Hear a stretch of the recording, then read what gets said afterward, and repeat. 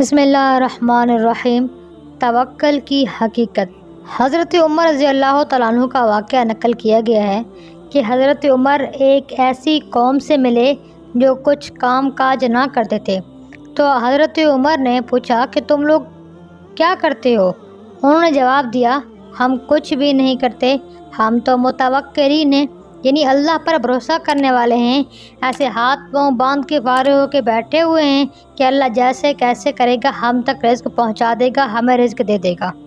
حضرت عمر رضی اللہ تعالیٰ عنہ نے فرمایا، تم جھوٹ کہتے ہو، متوکل تو در حقیقت وہ شخص ہے، توکل کرنے والا حقیقت میں وہ شخص ہے جو اپنا غلہ زمین میں ڈال کر بھروسہ اللہ پہ کرتا ہے، یعنی بیج ڈال کر اللہ تعالیٰ پہ بھروسہ کرتا ہے۔ اور فرمایا، تم میں سے کوئی شخص کام کاج سے ہاتھ کھینچ کر بیٹھ کر یہ دعا نہ کرے، اے اللہ مجھے رزق عطا فرما دے، حالانکہ وہ جانتا ہے کہ آسمان سے سونا چاندی نہیں برسا کرتے۔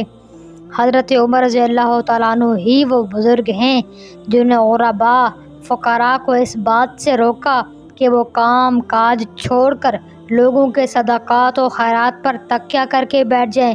چنانچہ آپ نے فرمایا، اے غرباء و فقراء کی جماعت، اچھائیوں میں ایک دوسرے سے سبقت لے جاؤ، مسلمانوں پر بوجھ نہ بنو، مسلمانوں پر بوجھ نہ بنو کہ لوگ کہیں یہ بیچارے غریب ہیں، ان کے پاس کچھ بھی نہیں ہے، جائیں ان کو کچھ نہ کچھ دے کر آئیں۔ جس کے اندر جتنی طاقت استطاعت ہے اسے چاہیے کہ وہ کام کرے۔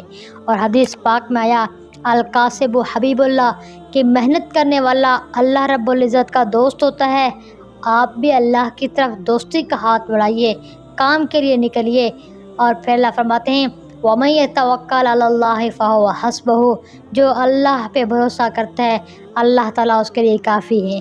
آپ نکلیے، کسی بھی کام سے کسی بھی چیز سے اگر ڈر رہے ہیں تب بھی نکلے، بھروسہ اللہ پہ کریں۔ اٹھ باندھ کمر کیا ڈرتا ہے، پھر دیکھ خدا کیا کرتا ہے۔ امید کرتی ہوں توکل کی حقیقت آج آپ کو سمجھ آ گئی ہوگی۔